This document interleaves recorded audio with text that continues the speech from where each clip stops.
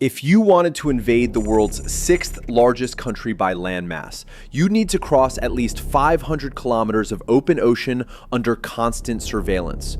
You'd land on a coastline that's 80% uninhabited. You'd face a continent where 70% of the territory is arid or semi-arid wasteland. And even if you somehow reach the populated southeast, where 60% of the 26 million people live, you'd be operating 12,000 kilometers from your nearest major ally, with supply lines stretched across the most surveilled waters in the Indo-Pacific. Military planners call this the tyranny of distance. But for the Australian Defence Force, distance isn't tyranny. It's the most powerful weapon in their arsenal. In 1942, Japan, at the height of its power, attempted to bomb the northern cities and threaten invasion. They abandoned the plan. The logistics were impossible. In 2025, with modern missile technology, cyber warfare, and long-range bombers, military analysts acknowledge that while strikes on the continent are now possible, actual invasion and occupation remain one of the most challenging military operations theoretically imaginable. This is the story of how geography built a fortress that no military technology has yet overcome. Any invasion begins with crossing water.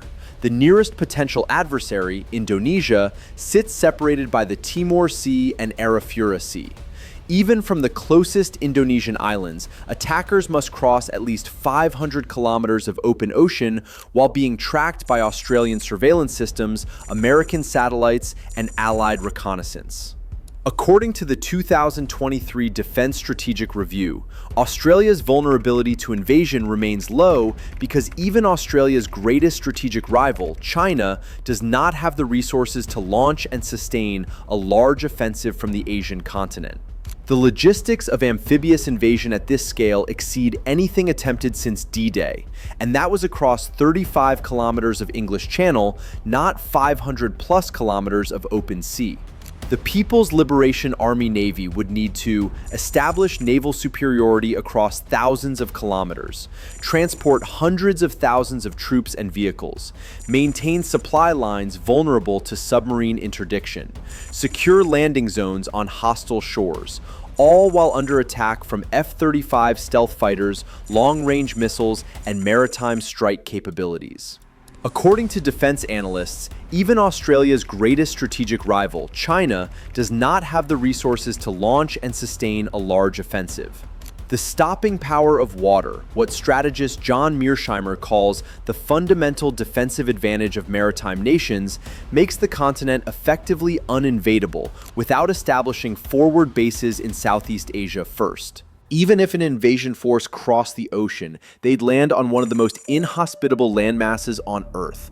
Approximately 70% of the continent is classified as arid or semi-arid. The interior outback, covering 2.5 million square kilometers, receives less than 250 millimeters of rainfall annually, with summer temperatures routinely exceeding 45 degrees Celsius, 113 degrees Fahrenheit.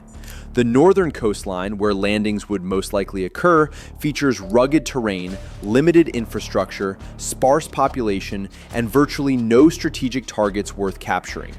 Darwin, the largest northern city, has a population of only 150,000. An invasion force capturing Darwin would control Darwin, and a lot of empty desert. The 2023 Defense Strategic Review explicitly acknowledges Australia is too large and inhospitable for a dismounted ground attack, so potential invaders are confined to the limited airfields, roads, and railways that connect Australia's northern communities.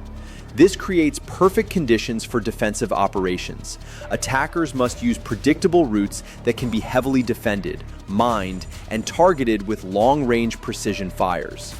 According to military geographers, any adversary that attacks or invades the continent must establish a forward presence in the Southwest Pacific archipelago to avoid long and vulnerable lines of supply and communication. Without forward bases, supply lines would stretch thousands of kilometers across hostile waters to support forces operating in one of Earth's harshest environments. Here's the strategic reality that makes invasion genuinely pointless. The population and economic infrastructure are 3,000 plus kilometers away from any realistic landing zones. Melbourne, Sydney, Brisbane, the cities containing 60% of the population and 70% of economic activity, sit on the southeastern coast, separated from northern landing zones by vast interior deserts. An invasion force landing in Darwin would need to cross 3,000 plus kilometers of desert with limited roads, maintain supply lines across terrain with no water or food, face constant harassment from mobile defense forces, all to reach cities that could be more easily coerced through maritime blockade. According to Taylor and Francis' analysis, it is very difficult to imagine a scenario in which a power capable of developing sufficient control of the seas around Australia to mount and sustain an invasion would conclude that there was enough to be gained to be worth the risk. Economic coercion would enable them to achieve all except the most unlimited of ends. In other words, if you can control the seas well enough to invade, you've already won. You don't need to occupy desert. You just blockade trade and wait. But the defensive equation is about to change dramatically. Under the AUKUS agreement, 8 nuclear-powered attack submarines are being acquired. 3 Virginia-class boats from the United States, starting in the early 2030s, followed by 5 domestically built SSN-AUKUS submarines.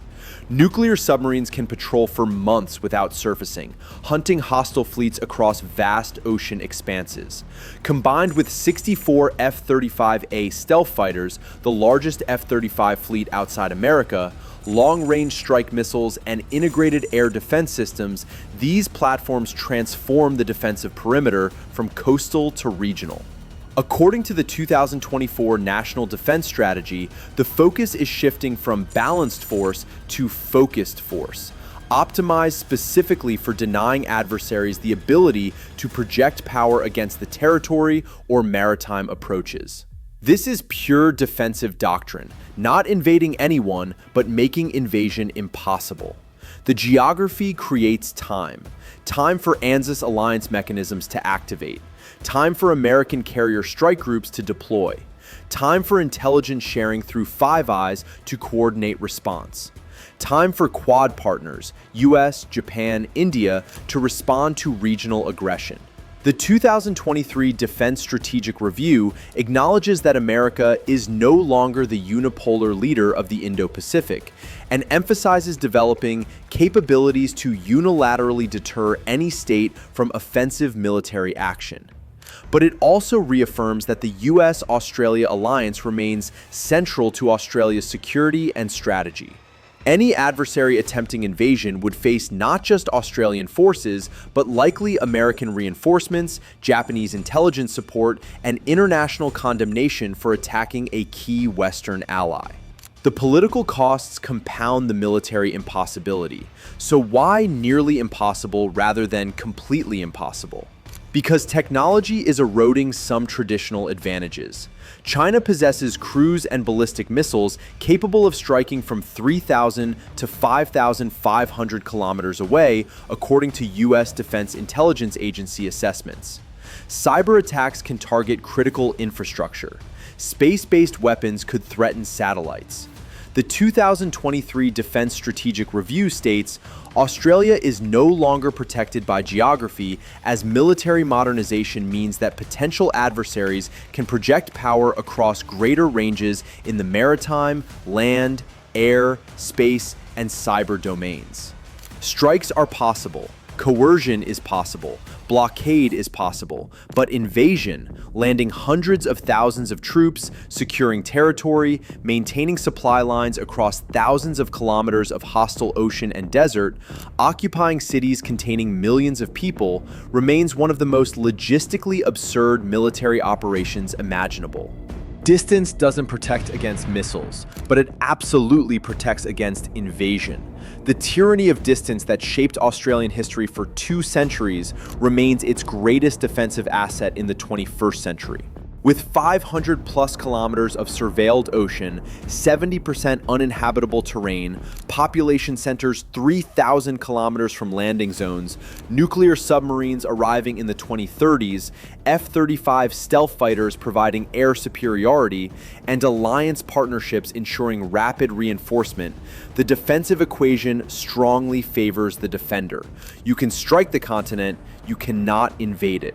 And that's why, despite legitimate concerns about long-range missiles and modern threats, military strategists still acknowledge what Japanese planners learned in 1942.